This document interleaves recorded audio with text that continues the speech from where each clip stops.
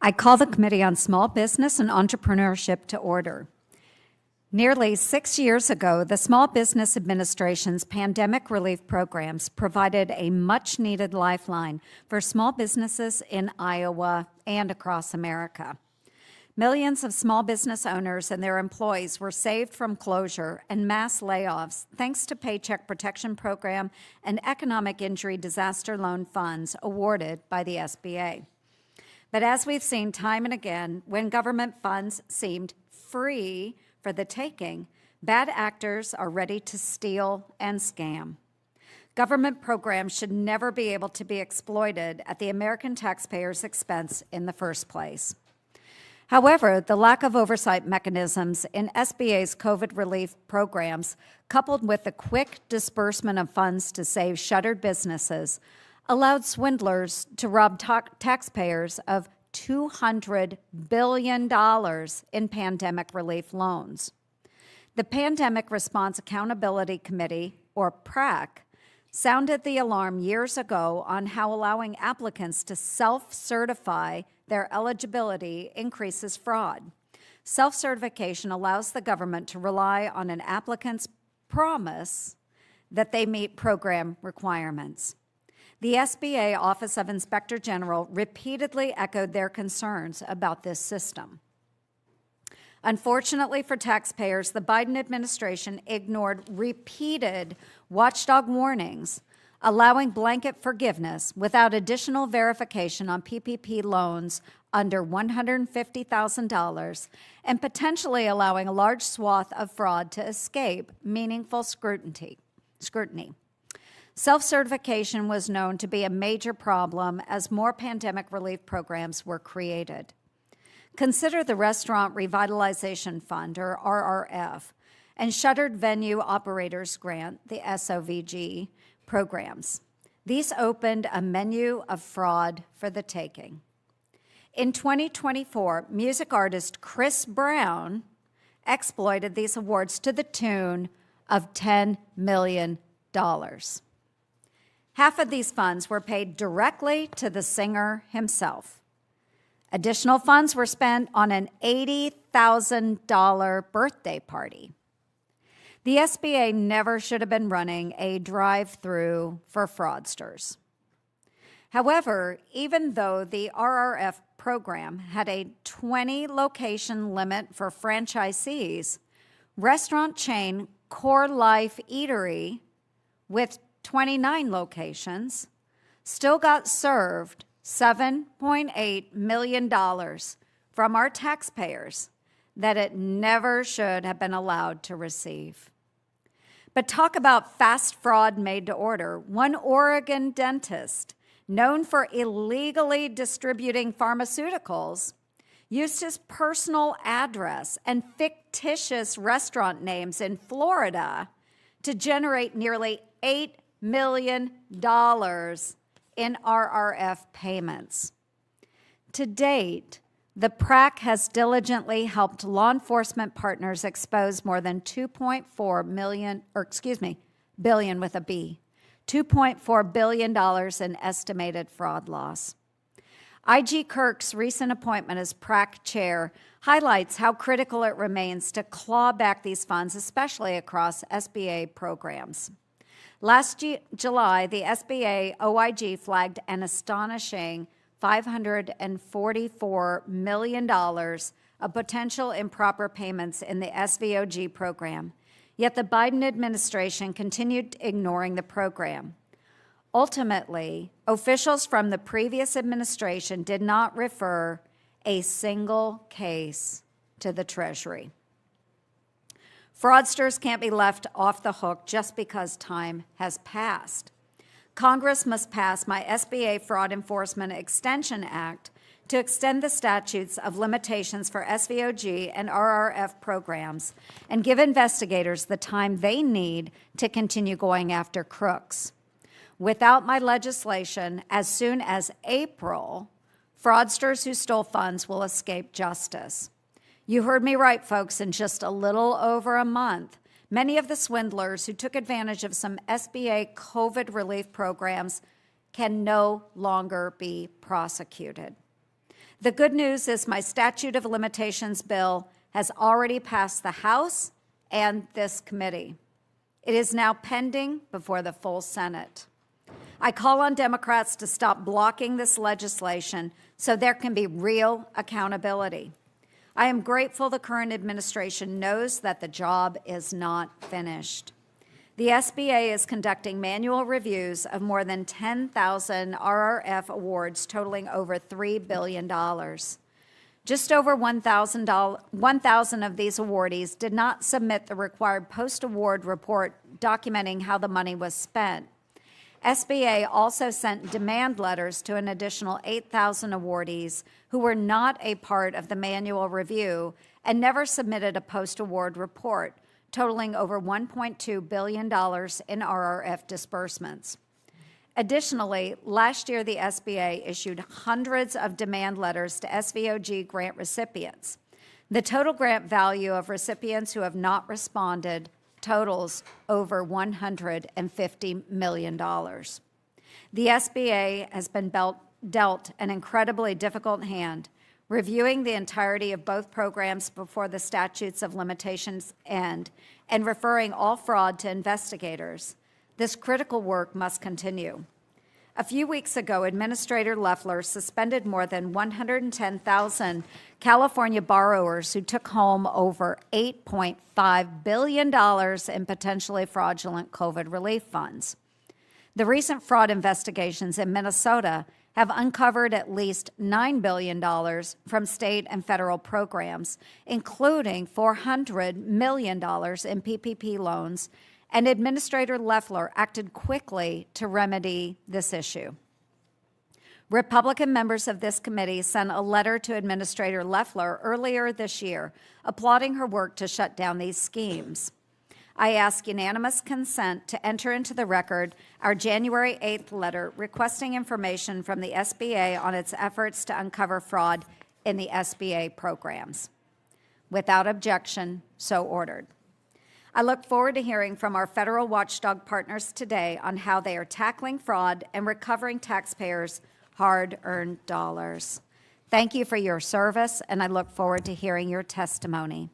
I now recognize Ranking Member Markey for his opening statement. Yep. Thank you, Madam Chair.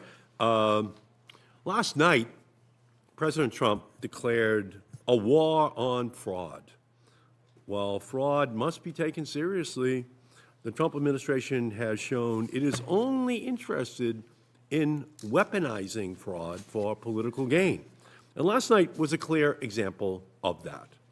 Trump said the Somali community in Minnesota is plundering America and has pillaged $19 billion from the American taxpayer. You know, Trump lied and cynically weaponized fraud to demonize immigrants. Trump is falsely pointing the finger at immigrants while facing no accountability for his own behavior that enriches himself and his family. Trump said last night, if we're able to find enough of that fraud, we'll actually have a balanced budget overnight. That level of fraud does not exist, and it should trouble every American because what it really means is that Trump will use isolated incidents of fraud to punish his perceived enemies. And the attacks have already begun. Last month, the Trump administration used fraud as a pretext for freezing funding for child care and low-income assistance programs, threatened to withhold federal Medicaid funds, and ordered a review of federal funding for Democratic-controlled states. These are not actions of a president fighting fraud. This is a president determined to make life miserable for anyone who doesn't support him. All the while, DOJ has been accessing American sensitive data. We recently learned DOJ employees illegally funneled voter data to an organization pushing disproven conspiracy theories of widespread election fraud. We still don't know if sensitive data at SBA was compromised by DOJ because our committee has never been briefed on DOJ's activities at the SBA. and that is unacceptable. If the president cared about fraud, would he be doling out billion-dollar contracts to his cronies? Would he solicit donations from his gold-plated ballroom from companies that do billions of dollars of business with the federal government? Would he grant pardons to criminals convicted of money laundering, bank fraud, and wire fraud who have connections to him and to his administration? And we are just 1 year removed from the night President Trump illegally fired 17 independent watchdogs, including Mike Ware at the SBA. Are these the actions of a president serious about fraud, or are those the actions of an administration where corruption and self-dealing are the norm? There's an old saying that hypocrisy is the tribute that vice pays to virtue.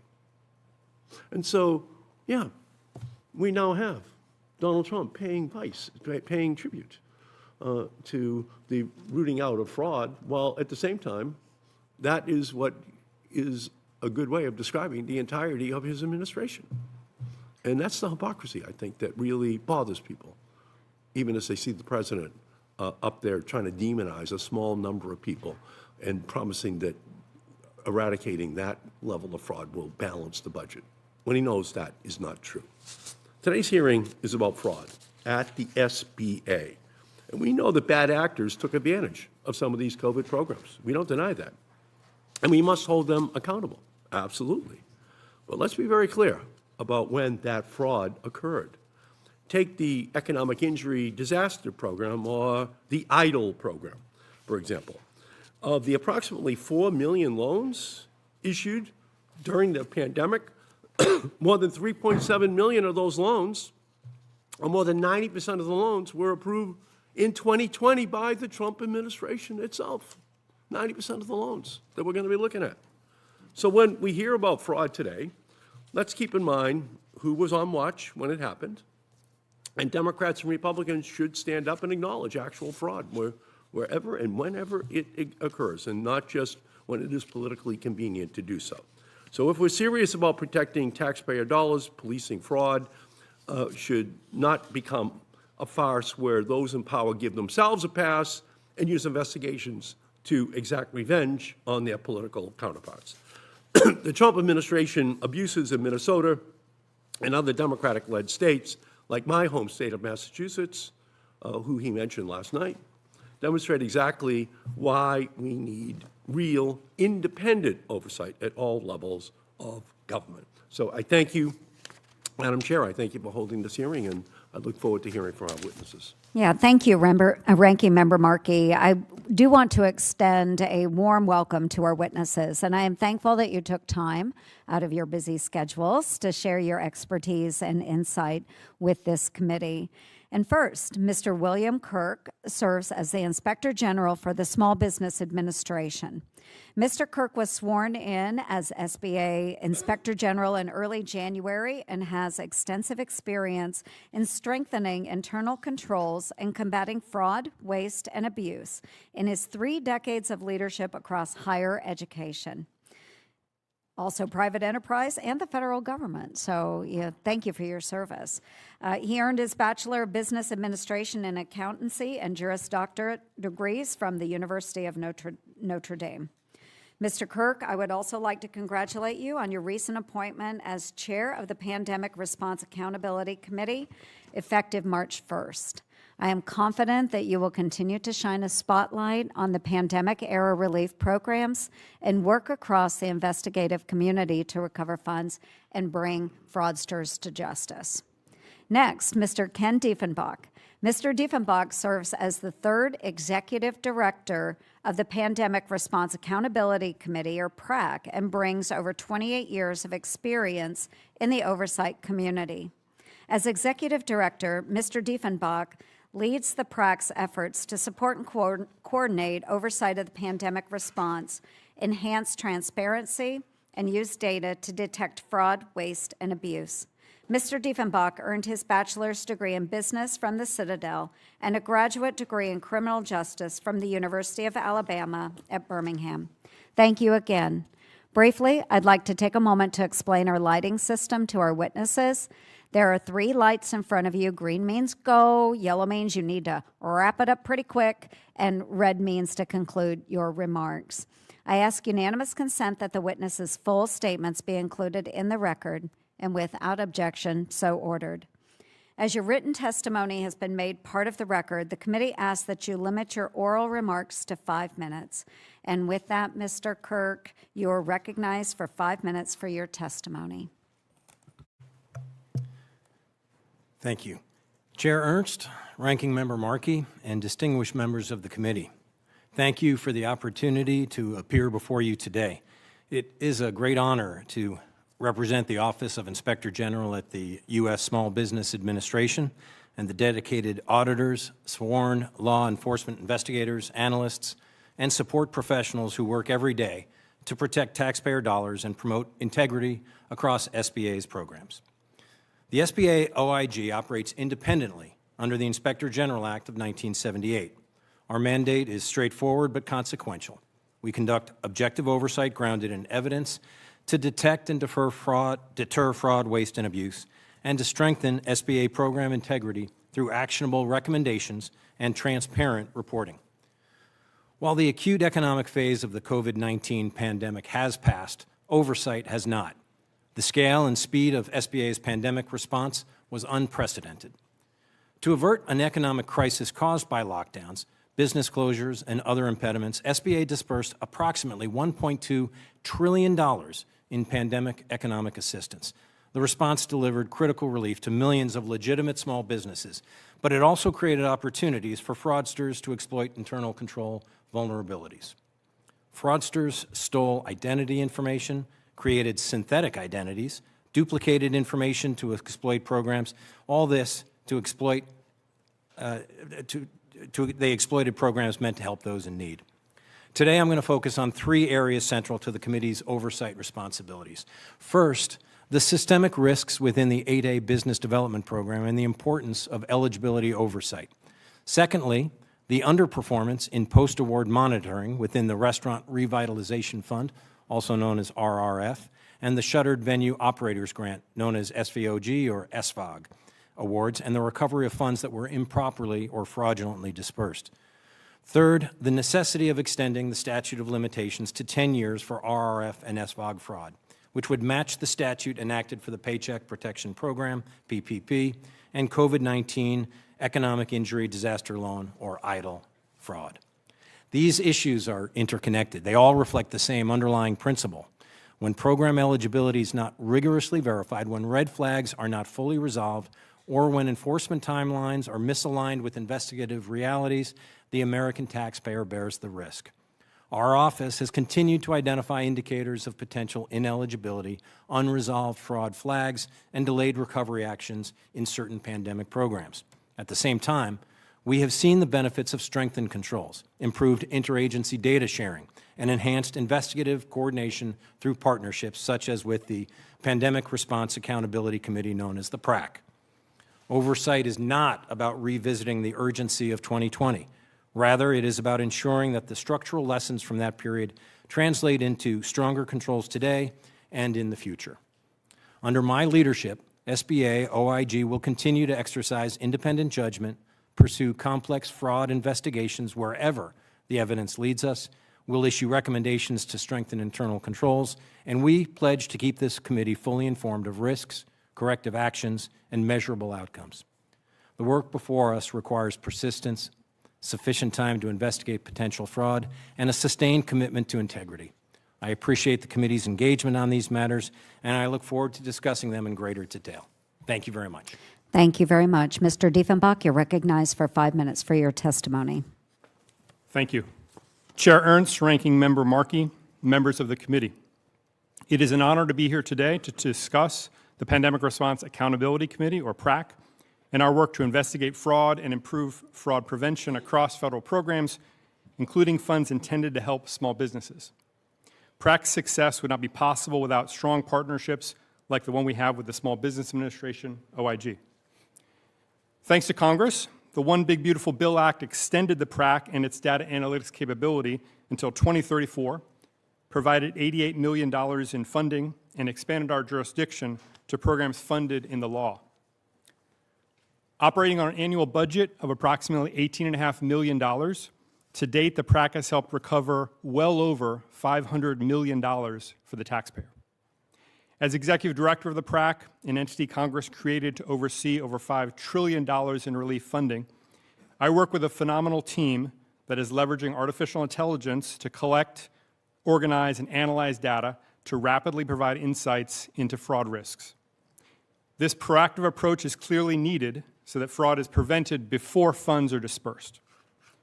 This past summer, the PRAC issued 2 fraud alerts that identified over $79 billion in potential fraud that could have been prevented with pre-award vetting and cross-agency coordination.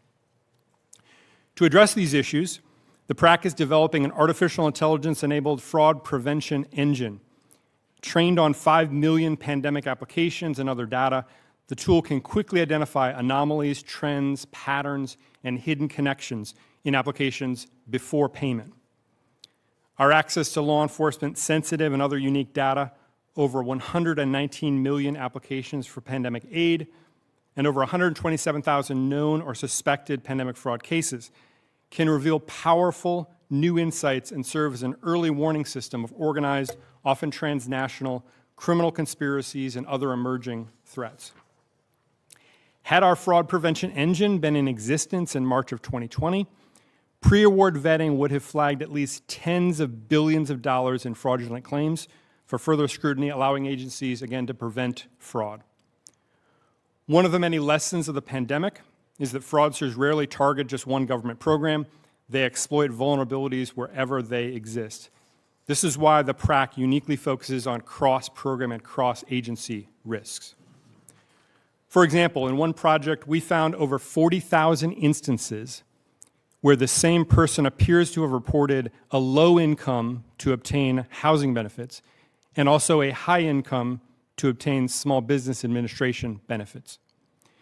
These anomalies indicate potential fraud in more than $860 million in PPP loans, and they were likely caused by identity theft or other types of fraud schemes in one or both of the programs. Now, most importantly, it also means that legitimate beneficiaries likely lost out on benefits that they needed and deserved to have. The PRAC also works with OIGs to develop analytics tools that provide new insights and improve effectiveness of oversight.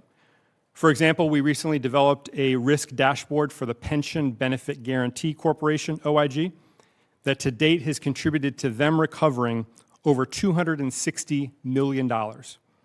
And we just launched a similar dashboard for the Federal Communications Commission, OIG, which aggregates data related to $11 billion in disbursements to 14,000 entities that will allow them to provide more effective oversight. The PRAC also provides investigative support to more than 50 law enforcement partners related to 1,200 investigations with 24,000 subjects and well over the $2.4 billion, Chair, that you referenced in your opening statement. In one of the tens of thousands of pandemic fraud cases, we identified one PPP scheme involving more than 450 applications from over 100 individuals across 24 states. This is but one example where the proactive use of data and technology could have prevented or aided in the early detection of a scheme, mitigated the need for a resource-intensive investigation and prosecution, and helped ensure taxpayer dollars went to the intended recipients and not the fraudsters. Every dollar that goes to a fraudster does not go to the recipients that Congress intended the programs to help, including small businesses, the unemployed, and veterans. With the support of Congress, we'll continue our work on behalf of the taxpayers to investigate fraud and demonstrate the value and effectiveness of fraud prevention. Thank you again for the opportunity to be here today and for your continued support of the PRAC, the IG community, and independent oversight. This concludes my prepared remarks. I look forward to answering your questions. Thank you very much to our witnesses. And now we will move into the question-answer session, and I will recognize myself for 5 minutes. So, Mr. Kirk, we'll start with you. Reports from your office state SBA identified $544 million in potential improper payments in the SVOG or SVOG program and $522 million in the RRF program. yet not one recipient had been referred to Treasury for recovery. Not one. This is actually pretty appalling. Your testimony also identifies more than $9.5 billion of RRF awards in need of review. Given the scope of potential fraud across the two programs, will you be able to investigate all credible leads before the statutes of limitations expire in April for the SVOG program and May for the RRF program? Thank you, Senator, for the question. There is no possible way that our office would be able to investigate all of the outstanding referrals and cases that we have received in the SVOG and the RRF program. I will acknowledge that the work of the SBA-OIG to this point in the RRF and SVOIG investigations has been underwhelming, quite honestly. There's lots more work we can do. I can only say that that was probably as a result of resource allocation on other programs. The investigators and auditors have done tremendous work, but the scope of the work is such that we would need much more time, which is why I am strongly supportive of the idea of extending the statute of limitations to allow for more time to investigate and resolve and return money to the federal FID. No, I really appreciate that. And does that mean that the ongoing investigations as well would time out? I believe so. I believe that the handful of investigations, quite honestly, it's an embarrassing number of investigations that we currently have underway. Those would probably time out as well if we could not bring them to prosecution. Yeah, so even though you've invested time and resources through the department, they could not continue if the statute of limitations runs out for the programs. Indeed. It's my understanding that that work would be for naught. Okay, which is exactly why we do need to extend the statute of limitations. So thank you. Mr. Diefenbach, the PRAC has produced over $57 billion in monetary findings and over 1,200 indictments, resulting in over 450 convictions. Is it safe to say you are aware of the time and energy it takes to investigate pandemic fraud? Yes, very safe to say. I spent the bulk of my 29-year career doing fraud and public corruption investigations in the OIG world, and it takes time to identify the bad actors, track them down, and to do the necessary work to serve the purpose of justice, yes. So if Congress extends the statutes of limitations by an additional 5 years, how much additional SVOG and RRF fraud do you realistically believe could still be uncovered and prosecuted? So, Chair Ernst, I can't provide you a numerical estimate for that, again, because there's so many factors involved, but I can assure you that with additional time, we will identify more bad actors and more losses and lead to more convictions and more arrests, yes. Okay, thank you. And maybe for both of you in the remaining time that I have, the Biden administration chose automatic forgiveness for Paycheck Protection Program loans under $150,000, effectively waiving through potential fraud. What front-end controls should have been mandatory before forgiveness was granted? And if we could start with you, General Clerk. Thank you, Senator. First off, the front-end control that would have certainly avoided many problems would be the avoidance of the use of self-certification of eligibility. That's a real problem. There are ways to cross-check that self-certification, but certainly self-certification is problematic. I would defer to my colleague if there are others that he's aware of. Great, thank you. Sure. Yes. So the PRAC has done a tremendous body of work in lessons learned, and we've produced a blueprint for program integrity. It includes program certification. The biggest point I make to you is that agencies own this risk, and they have to do risk assessments, and they have to identify how are we verifying eligibility, what are the terms and conditions of the award, what is the law as laid out by Congress, and how are we ensuring that we're mitigating a broad range of risk. And every program has different risk, overlapping risk, but first and foremost, agencies have to pay attention and devote resources to those activities. Okay, thank you. Now I recognize Ranking Member Markey. Thank you, Madam Chair, very much. The questions that I'm going to begin with refer to the Paycheck Protection Program, or PPP, and the Economic Injury Disaster Loan Program, or EIDL, which helped save millions of businesses during the pandemic. The SBA and Congress should be learning from our experiences to improve programs, keep fraudsters out, and target help to deserving small businesses. However, Republicans seem more intent on blaming the Biden administration than anything else. A 2023 SBA report found that 86% of the fraudulent loans came under Trump during the first 9 months of the first pandemic relief programs. So, Mr. Kirk, your office's own 2023 report on pandemic fraud states that many of the SBA's improvements to stem fraud, quote, were made after much of the damage had already been done, and that fraudsters egregiously exploited SBA's weakened controls during the first year of the program, meaning during the Trump administration.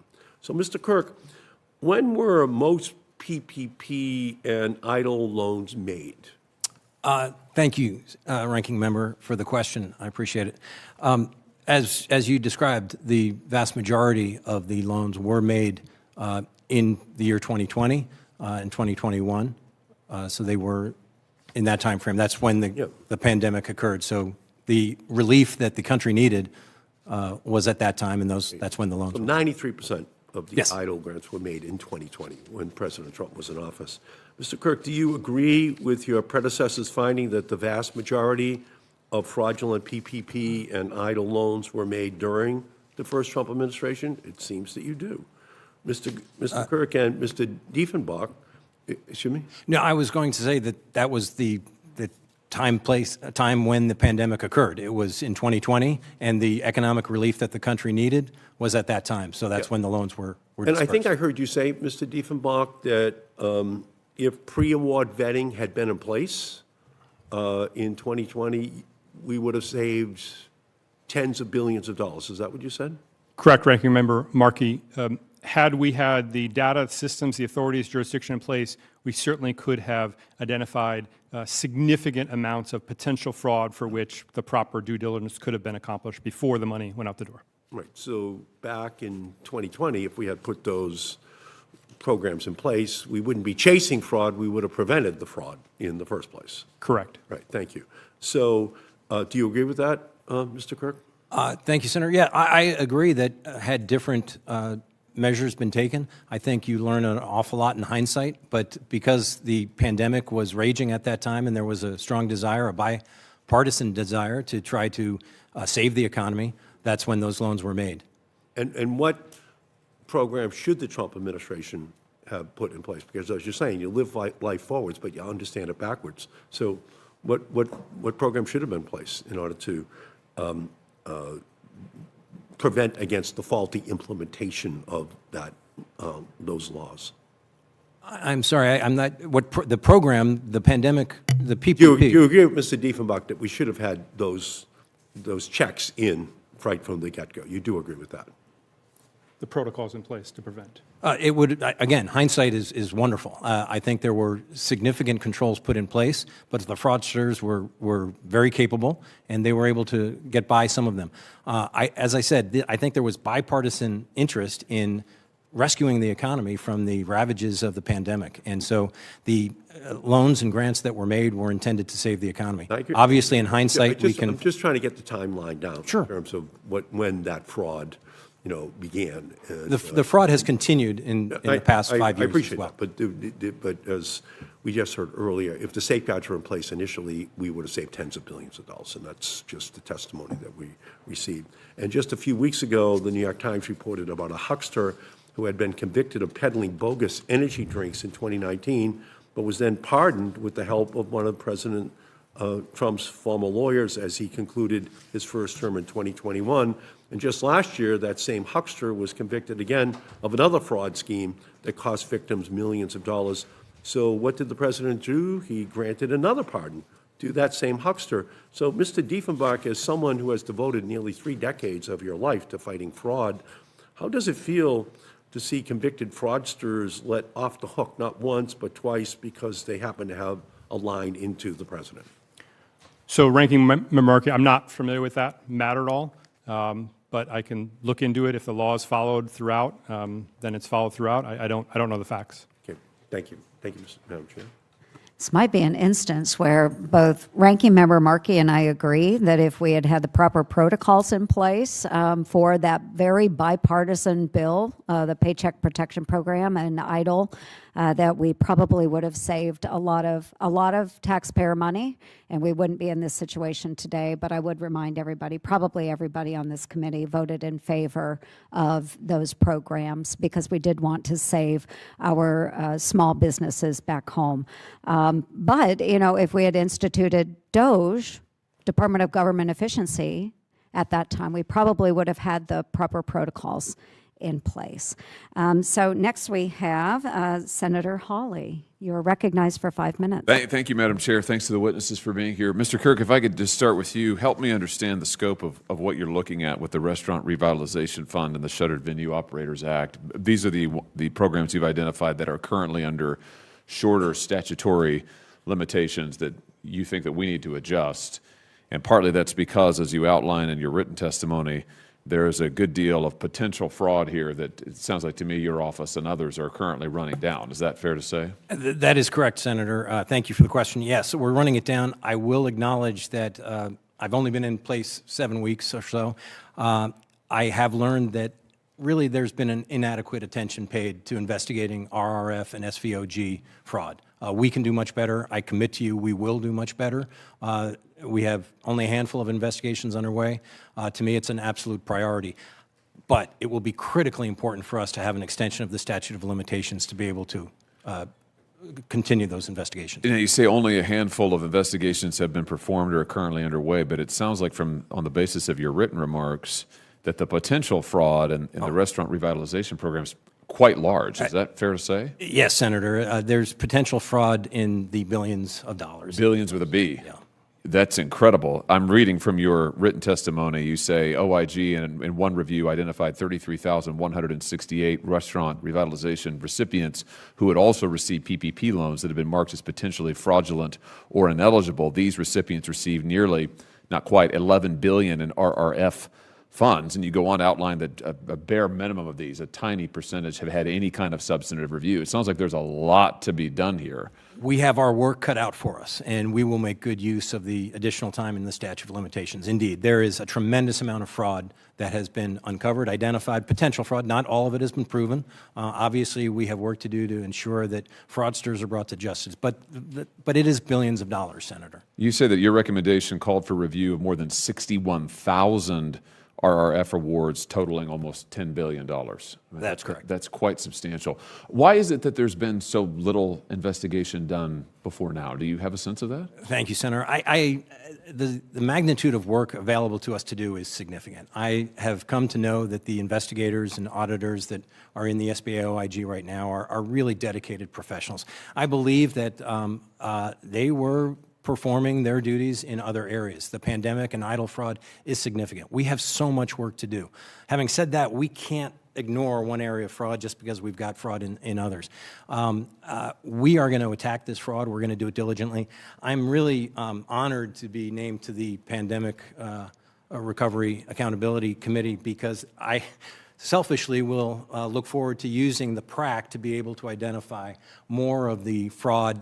For example, it would be impossible for our staff to review manually 61,000 loans. But with the data analytical capability of the PRAC, we'll be able to do a much better job of that and return far more money to the taxpayer.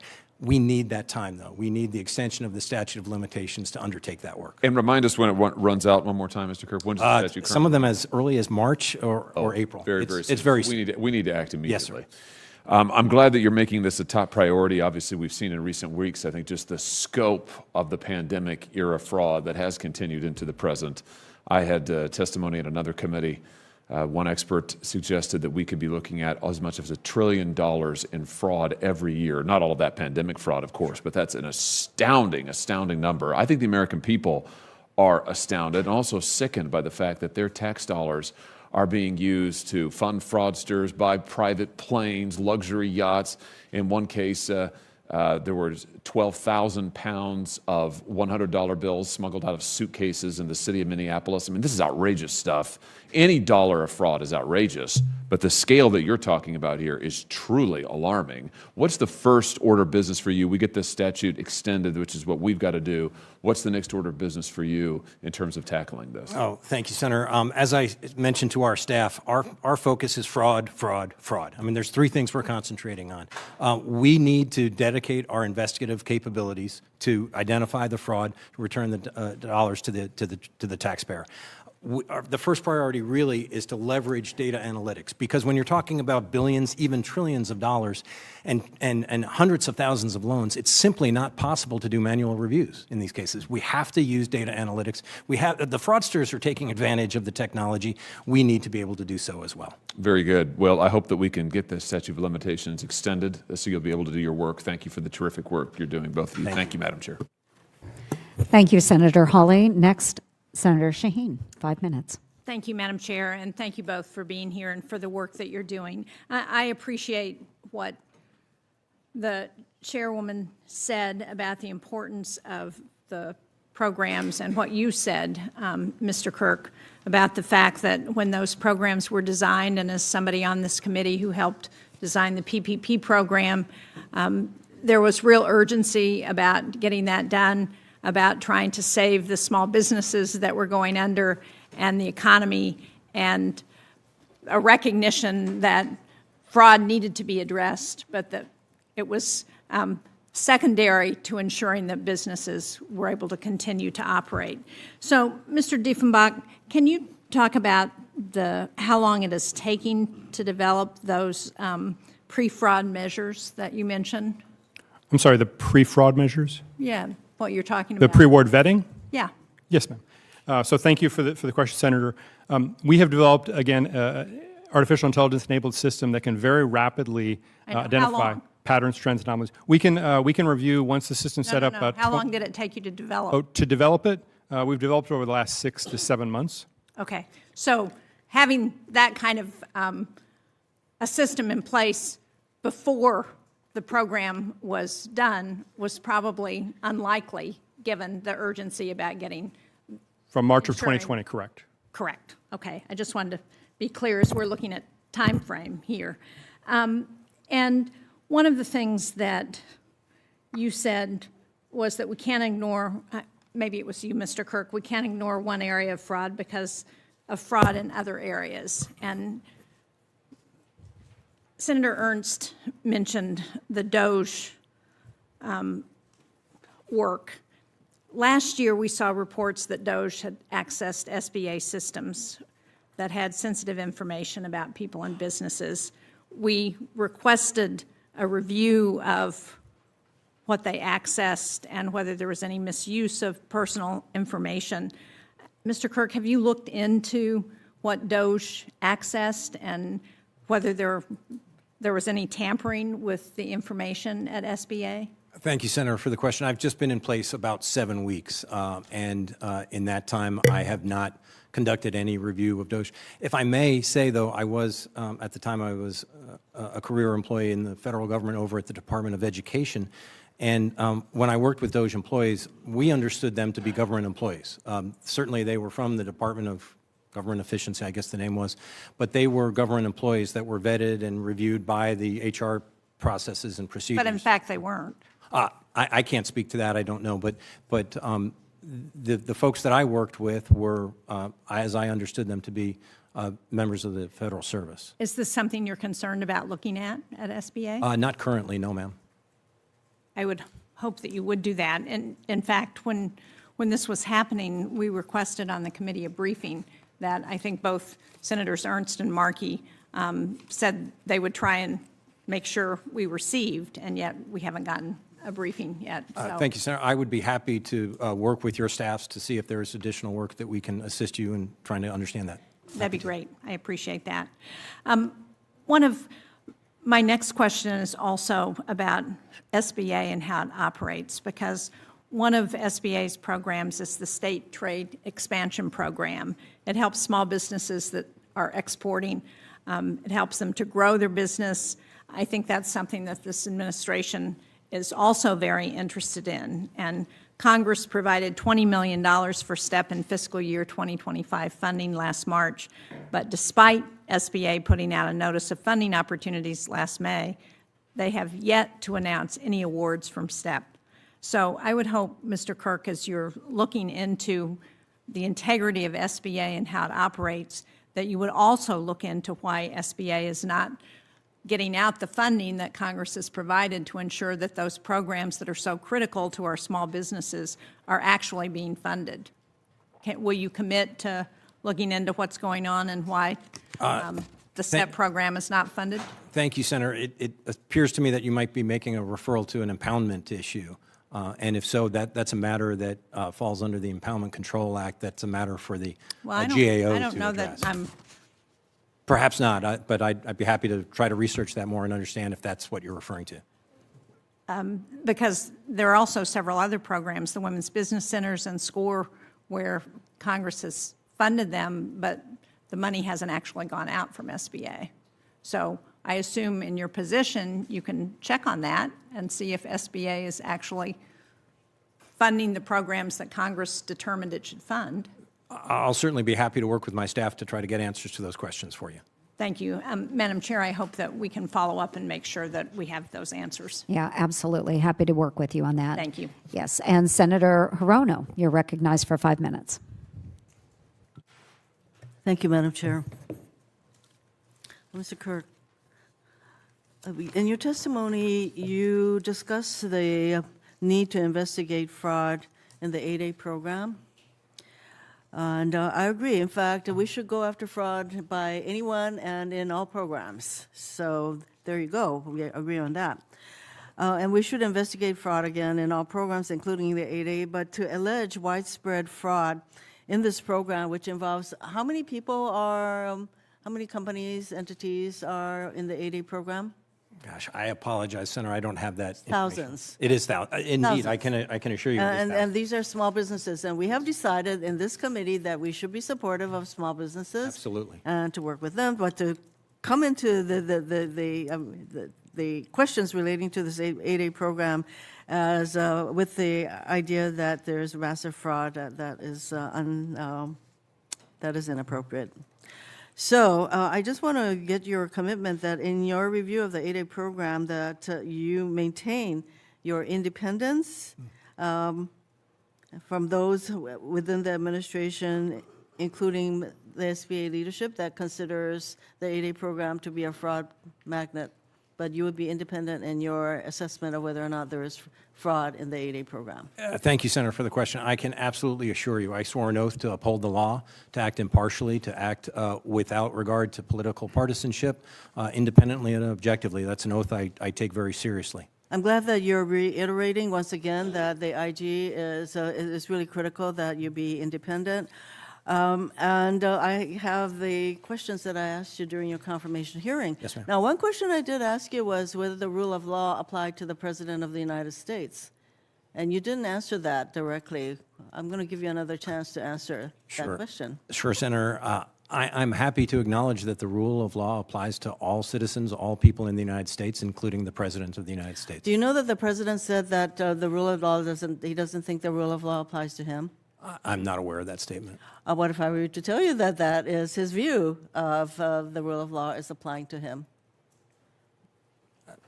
He doesn't think the rule of law applies to him. He thinks that the Supreme Court has given him pretty much immunity from, although that decision was based on any criminal doings, I think he certainly applies it to the civil situation. So I have some concerns about your independence. I'm glad that you continue to affirm that you are going to be independent. Now, on the question of Planned Parenthood, receipt of PPP funds, once again, I believe that you're bringing up whether or not, or the SBA is bringing up whether or not the Planned Parenthood should have gotten this money. And your predecessor, IG, has said that it was done appropriately. Do you have any reason to suspect or disagree with your predecessor's assessment of whether Planned Parenthood had committed fraud? Thank you, Senator. My understanding is that the SBA is conducting a review of the eligibility of many institutions and entities, including that one. No, but your predecessor had already said that Planned Parenthood had complied with the requirements. Thank you, Senator. I'm actually quite pleased that the agency is continuing to conduct reviews in all areas because the job of tackling fraud is shared between the agency and the IG, and this administration has made. The agency has made really very significant efforts since the beginning of last year to address fraud. Hold on, I'm reclaiming my time. So that's great that, you know, the agency is being very objective and all of that, but this regime is not objective when it comes to the funding of Planned Parenthood. And in fact, it continues to beat the drum that somehow Planned Parenthood committed fraud or that it was inappropriate. Now, your predecessor, IG, has already reviewed. I mean, you must have enough other things to look at regarding fraud, but you're going to, once again, pursue the fraud with regard to PPP. So my question to you is, do you not accept your predecessor IG's report, the assessment? Thank you, that Senator. Planned Parenthood had not committed fraud? I understand the question. Yes or no? The SBA is conducting a new review, reviewing the eligibility of the affiliates, as I understand it. I am not involved in that review. Our office is not involved in that review. If they make referrals to the Inspector General's office, it is our responsibility under the law, and we abide by the law in all cases, to investigate those matters. I have to tell you that this is very politically motivated, as you can imagine, and you must be aware that this regime, I call it a regime because of its authoritarianism, that this is a regime that has been calling to question funding for Planned Parenthood in many different ways, and certainly in this instance, you must be aware of that. So I'm just saying this is yet another instance of politically motivated investigations. Thank you, Madam Chair. Thank you, Senator Hirono. And I, for one, have called for additional information regarding those programs and the allocations that went out to Planned Parenthood because I did not believe that they fit with the original congressional intent of the package that we passed out of this Small Business Committee. So I would applaud the Inspector General's efforts on reviewing that matter. Senator Young. Well, thank you, Madam Chair, and I want to thank our witnesses for being here today. Mr. Diefenbach, I'd like to start by discussing the AI-enabled fraud prevention engine that was developed by the Pandemic Response Accountability Committee that you highlighted in your written testimony. You noted that the tool can review approximately 20,000 applications per second before the funds are dispersed, and this would dramatically increase the government's ability to detect anomalies and potential fraud in real time. Given those capabilities, what specific action should Congress consider to ensure agencies are fully leveraging AI-driven fraud prevention tools at the front end rather than relying on a costly pay-and-chase model after funds go out the door? Thank you, Senator Young. Indeed, we have built a very powerful tool to what Congress can do to help enhance fraud prevention. I think first and foremost, it's ensuring the right incentives are in place and that agency officials are taking their primary responsibility of preventing and detecting fraud as they should. Inspector General Kirk and the rest of the Inspectors General are here as kind of a secondary backup and an oversight mechanism. But the first and primary role of agency officials is to properly design programs, assess risk, and allocate proper resources to it. So in my estimation, the more Congress pays attention to their ownership of that risk, the more they will pay attention to it and the more they will seek assistance from the PRAC and from Inspectors General and follow recommendations so they can have impactful prevention activities. Okay. Well, Congress will be, at least this member of Congress, will be attentive to those issues. I know fraud throughout government programs is especially concerning to my constituents. Are there any statutory, data sharing, or other barriers that, to your mind, today prevent wider adoption of the AI tools you referenced across federal programs? Sure. The biggest one that comes to mind is our jurisdiction of the PRAC is currently limited to pandemic programs and to programs funded in the One Big Beautiful Bill Act, which is an expansion we received last summer we're grateful for. But the greater jurisdiction that we have at the PRAC, the greater we can identify trends, anomalies, patterns, and hidden connections across all government programs. As I said in my opening statement, most fraudsters don't just defraud one government program. They go to the ones that are the weakest. We have a case, an ongoing case now that involves frauds in 24 different states The Department of Labor OIG has identified one Social Security number that was used in 40 different states to obtain unemployment insurance benefits. So expanding our jurisdiction, giving us the ability to responsibly look at a wider set of data will give better visibility into these emerging trends and these organized groups. So you would need statutory direction, is that accurate? Or would some other sort of direction suffice in order to broaden the scope of your current authorities or responsibilities to encompass non-pandemic response programs that may be rife with or certainly characterized by fraud? So as I outlined in my written statement, our jurisdiction is currently limited, so we would need statutory authorization to look at a broader array of programs, which would allow us to collect more data to be more effective. Short of that, would it be allowable for members of your staff, perhaps you individually, to visit with me, any members of the Small Business Committee that would like to join, and talk more generally about how lessons you've learned might be applied to other areas or tools you've developed?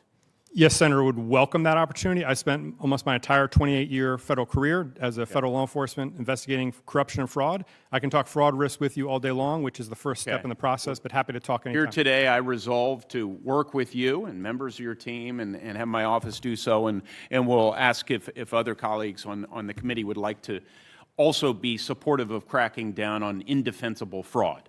Anytime, sir. Okay, all right. And I see, for the record, Senator Rosen, her face lit up, so perhaps we can work together on this. Mr. Kirk, you've highlighted in your written testimony the recent steps the Small Business Administration has taken to strengthen program integrity. I regret that we're sort of running towards the end of our time, but I'll just ask you one threshold sort of question here. How's the SBA integrating AI, machine learning, or advanced data analytics into its fraud detection and application review processes today? Thank you, Senator. I know it is a priority of theirs. I have had several meetings already with the chief technology officer there, and I look forward to continuing those. It's really imperative. What we have to do is, as we integrate AI and data analytics, we have to make sure it's done safely, in a way that protects data, in a way that doesn't create new problems, such as were created with the pandemic program when steps were put into place that had a tail to them. So I know they are committed. I am very committed to using technology because, as Senator Ernst referred to, as Senator Markey referred to, we're talking about hundreds of thousands of loans, and there's no way to manually review these. That we have to use the data analytic tools that are available. Well, thank you for your focus on this important matter. Chair? Great. Thank you, Senator Young. Next, we'll go to Senator Rosen. Thank you.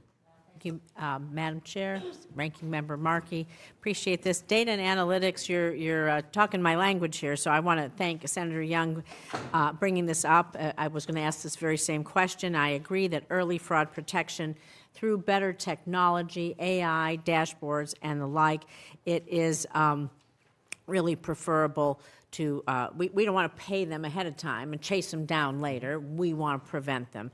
And so I do agree with your quote that the proactive use of data and technology could have prevented or aided in early detection schemes. So I want to work with you to continue to use technology in smart ways to prevent fraud, and join us on that, what we need to do to learn with you on ways that we can enhance your work. So thank you for that.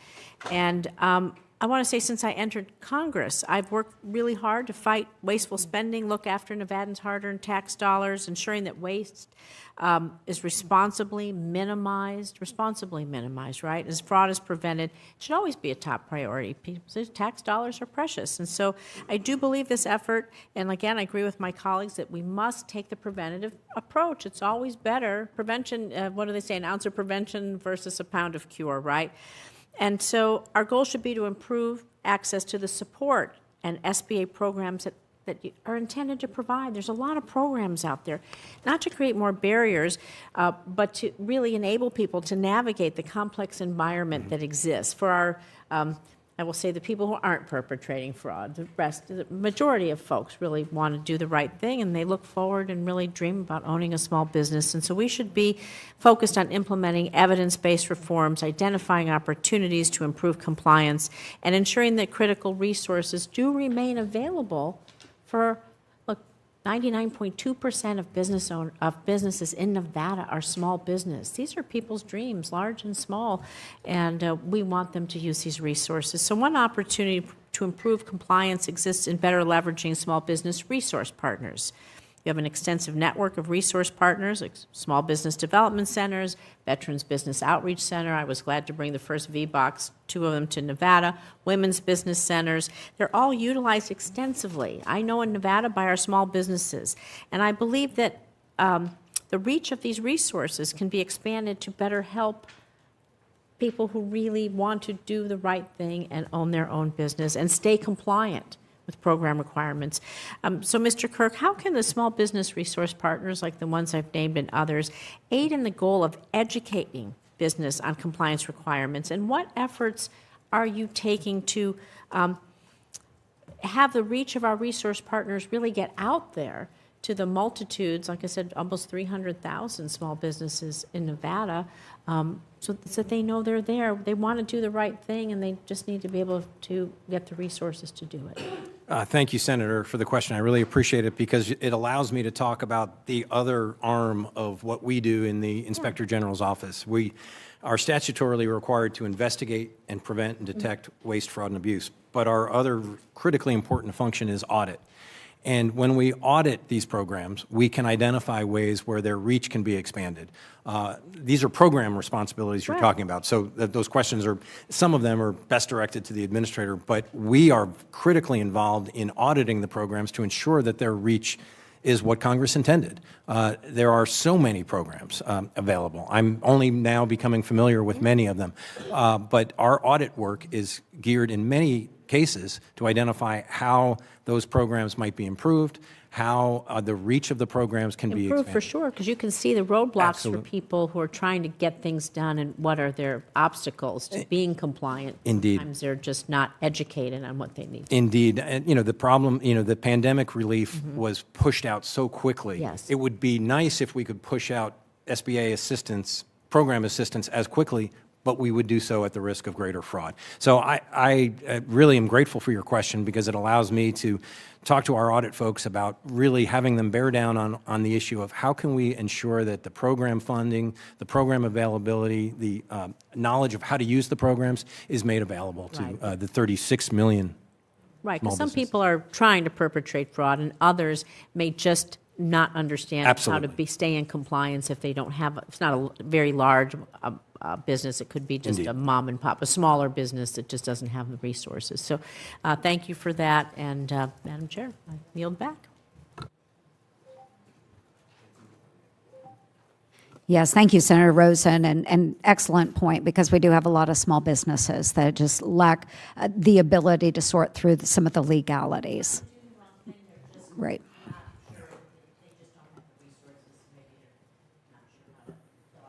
Right, exactly. Thank you for that line of questioning. And now I will recognize Ranking Member Markey. Thank you, Madam Chair. Mr. Diefenbach, you have been fighting government fraud for 28 years. You know that fraud is not a problem that is unique to only red and only blue states. Yet we've seen the SBA administrator take selective actions against borrowers in Minnesota and California. In fact, Administrator Loeffler went so far as to pause annual grant funding to the state of Minnesota after launching a probe into COVID-19 programs. I think the administrator is actually using isolated incidents of fraud from 6 years ago to deny law-abiding small businesses in Minnesota access to SBA programs today.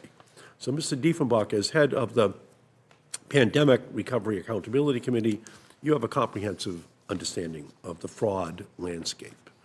Has the data given you any indication that there is a correlation between whether someone lives in a state that voted against Donald Trump or for Donald Trump in terms of the likelihood that they committed fraud? Ranking Member Markey, fraud exists in any program that gives away money. I have no data, no information about the geographic disbursement or the voting piece that you just discussed. Yeah, so it's not red states or blue states, it's all states. I don't know. It is distributed across all states, yes. Yeah, thank you. So do you think that targeting specific states for political reasons, as the SBA has done, is an effective way to pursue recovery for the American taxpayers, or does the PRAC rely on more nuanced analytics yourself to identify concentrations of fraud? I don't have a comment on that except to say that I have 3 billion data points, and every day I've got a team that is looking for the patterns, trends, and anomalies of the fraud where it may occur, so we can pursue it and refer it to the right inspectors general. Yeah, and I like that about you. You know, you're like Sergeant Joe Friday in Dragnet. It's nothing but the facts, you know, and just follow the facts. It's not, let's just target the blue states, because obviously you're letting off most likely half of the culprits at that point, because that's just the way fraud works. So, Madam Chair, as you know, this committee passed the SBA Fraud Enforcement Extension Act by a voice vote this past July, and I am committed to passing this legislation as part of a comprehensive set of reforms, and look forward to working with the chair to advance it along with other bipartisan priorities. And that said, our efforts to fight against fraud should not be limited to going after small restaurants and theaters, especially when President Trump is letting off fraudsters left and right.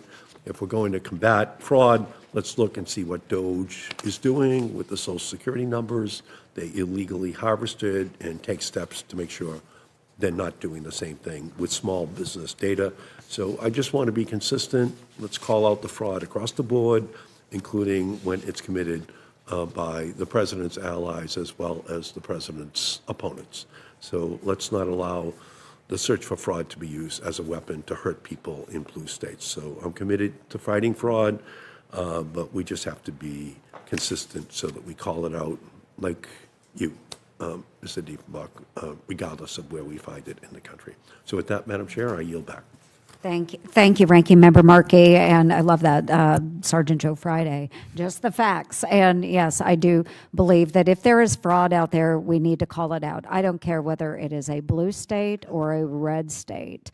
Unfortunately, we have seen a lot of fraud in Minnesota, so that's the state that does garner the most attention. So I'll just ask a brief question. So the SBA had announced that there was nearly 7,000 Minnesota borrowers linked to an estimated $400 million in COVID relief loans.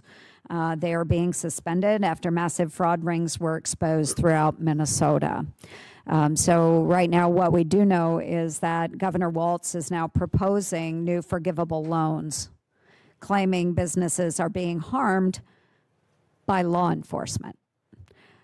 So, Mr. Kirk, maybe what warning, as we're wrapping this up, what warning would you give to officials advocating for broad, new, grant-forgivable loan programs?